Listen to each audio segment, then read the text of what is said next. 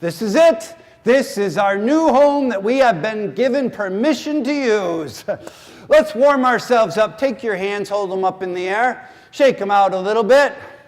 And now when I clap, you clap. Here we go. A little faster. Little faster. Make some noise! No sooner had we begun to have some fun than the housekeeper of the pastor began to complain bitterly.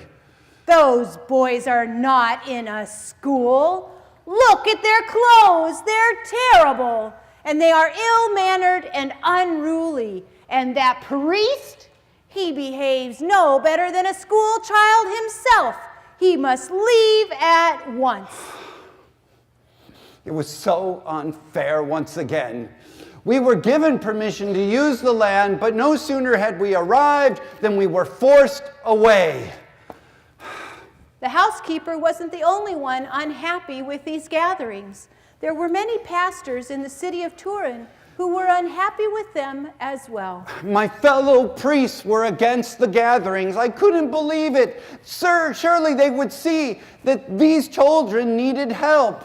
But they made up an excuse that I was taking their parishioners. I was stealing the youth out of their parishes. Don Bosco was ordered to the archbishop to answer these complaints.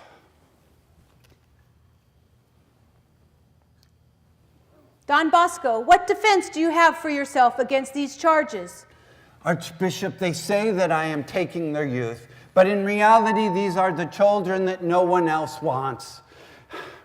You see, many of these children don't come from our city, and they don't have a parish. And others of them, their parents have died, and they don't have a parish.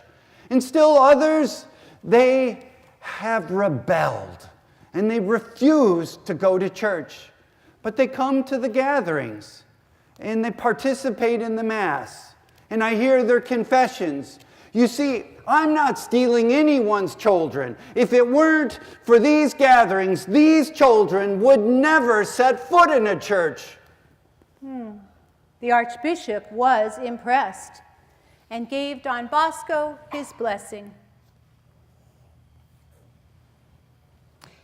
Nevertheless, wherever Don Bosco went with his boys, and there were now 300 of them, they were not welcome. And it was understandable. These were not the clean, well-educated boys of the city. These were the homeless boys from the slums. They did not have any place to bathe. They were in and out of prison, some of them.